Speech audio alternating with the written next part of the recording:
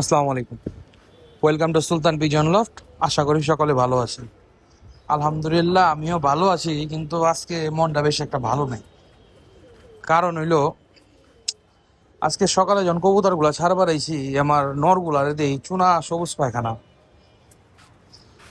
মনটা নষ্ট হয়ে গেলো দেখা। পরে চিন্তা করলাম, দেখেন কিছু কিছু কবুতরের মানে পিঠের উপরে এই যে দেখেন সবুজ সবুজ ভাব আছে। কবুতর আইডেন্টিফাই করতে হইলে আর বেশি কিছু তাকান লাগে না। যখন নিচের কবুতরের উপরে মানে যে কবুতর গুলা সচরাচর নিতে থাকে, এগুলোর উপরে যদি ওই সবুজ কালার পায়খানা বা এমনি অপরিষ্কার হয়ে থাকে, তখনই মনটা নাড়া দিয়ে দেয় কি হইলো। পরে দেখলাম কবুতর গুলো একটু আকাম বাড়াইছে। পরে চিন্তা করলাম থাক, আল্লাহ ভরসা। মনটা একটু নষ্ট হয়েছিল। পরে এক ভাই মনের মধ্যে আত্মবিশ্বাস দিল যে, ভাইয়া এটা তো তোমার কপাল ভালো, তুমি যখন পাল্লায় নামাইবার, যখন পাল্লায় নামতা, রানিং পাল্লার মধ্যে যদি তোমার কবুতরগুলো অসুস্থ হইতো, তখন তুমি কি করতা? তোমার তো সবকিছু বন্ধ করে দিতে হইতো। পরে চিন্তা করলাম, না, ভাইয়ের কথা তো ঠিক আছে। আল্লাহ পাক তো আমার আরো আগে বাঁচিয়ে দিছে। আল্লাহ পাক যা করে বান্দার মঙ্গলের জন্যই করে। আল্লাহর কাছে লাখ কোটি শুকর, আলহামদুলিল্লাহ।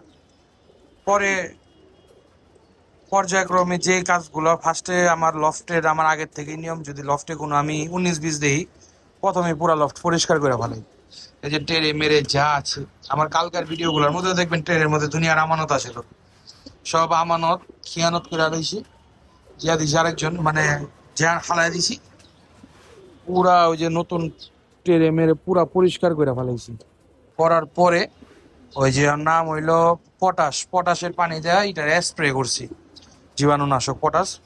স্প্রে করার পরে পর্যায়ক্রমে কিছু চিকিৎসা করছি। সকালে এক ধরনের একটা মেডিসিন দিচ্ছি, এখন একটা দিচ্ছি। আপনাদের কাছে খালি অনুরোধ, আপনারা দোয়া করেন আমার কবুতর টুকরা যাতে সুস্থ হয়ে যায়। সুস্থ হয়ে গেলে ইনশাল্লাহ আমি পূর্ণাঙ্গ ভিডিও দিব, কি ওষুধটা দিছি, কি চিকিৎসাটা দিছি।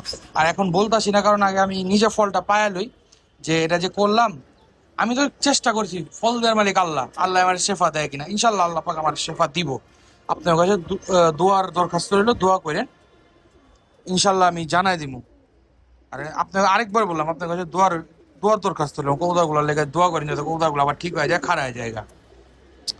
আর আরেকটা বিষয়, এক ভাই আমার ইনবক্স করছিলেন, উনি জিজ্ঞেস করলেন, ভাইয়া আমার কবুতরের বাচ্চা তো বড় হইতাছে, কিন্তু তার সারা শরীরে লোম লোম থাকলেও তার মাথার মধ্যে লোম নাই। আমি কই, এটা সমস্যা না, এটা কোনো সমস্যা না। কারণ এটা মানুষের ক্ষেত্রে হয়। কিছু কিছু পোলাপাইন দেখবেন যখন হয় মাথায় অনেক চুল থাকে, মানে জন্মগত হিসেবে অনেক চুল চুল জন্ম নেয়। আবার কিছু কিছু পোলাপান দেখবেন মাথার মধ্যে চুল হয় না, বয়সের সাথে সাথে চুল তার হয়ে যায়। এরকম কবুতরের ক্ষেত্রেও, এই কবুতরের ক্ষেত্রে অনেক সময় সমস্যাটা হয় যে বাচ্চাকালে মাথায় চুল হয় না, কিন্তু বয়সের সাথে সাথে হয়ে যায়। এটা চিন্তার কিছুই নেই, দেখবেন বয়সের সাথে সাথে কিন্তু বড় হইব, তার মাথার লোম উঠা যাব। কিন্তু এরকম অবস্থায় যাতে এই জিনিসটা ঠিক থাকে, এটার জন্য একটা ব্যবস্থা আছে। ব্যবস্থাটা কি? আমার এক চাচা আছেন, উনি আমাকে এই জিনিসটা শিক্ষা দিয়েছিলেন যে এটা কিভাবে কি করতে হইব। কারণ আমিও কিছুদিন আগে একটা এরকম পড়ছিলাম, মানে কবুতরের বাচ্চার যে বাচ্চার বড় হইতেছে ঠিকই, কিন্তু মাথায় লোমটা কম। পরে আমি জানি যে মানে লোম কম বলতে মানে শরীরের যে বৃদ্ধি হইতেছে অন্য লোমের, ওটার বৃদ্ধিটা একটু কম। পরে আমি জানি যে এটা হয়ে যাবো গা। পরে চাচার লগে আলাপ করলাম, বললো যে বাতিজা তুমি এক কাম করো, স্যাপ নড়লো টানা 3 দিন কবুতর মাথা যেখানে যেখানে লোম নেই জায়গাটা একটু ওয়াশ করে দাও স্যাপ নল দিয়া। আর 3 দিন ওয়াশ করে 10-12 দিন আর বাচ্চাটা ধরবা না, দেখবা আল্লাহর রহমতে লোম উঠে গেছে গা। এই এই একটা প্রসেস আছে। পরে আমি এই কামটা করছিলাম, পরে দেখি যে না, যা গতি ছিল হালকা হালকা লোম উঠতাছে। এই হলো এটার আর খাবারের লগে, মানে খাবার ওই পেয়ারটারে যে জোড়ার ঘরে এই সমস্যাটা হয়েছে, ওই জোড়ার খাবারের মধ্যে হালকা একটু লবণ মিলাই দিতে হইব। এই সমস্যাটা অনেক সময় কবুতরের আয়োডিনের অভাবে হয়। কবুতরের মেন মানে মা বাবার শরীরে যদি আয়োডিনের অভাব থাকে, তারা বাচ্চার লোম টাইনা খায়ালায়, মাথার লোম টাইনা খায়ালায়।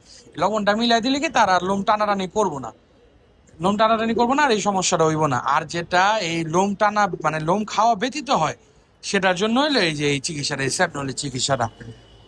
আর আপনাদের কাছে আরেকবার বলতাছি, এইটা তো গেল এই বিষয়টা।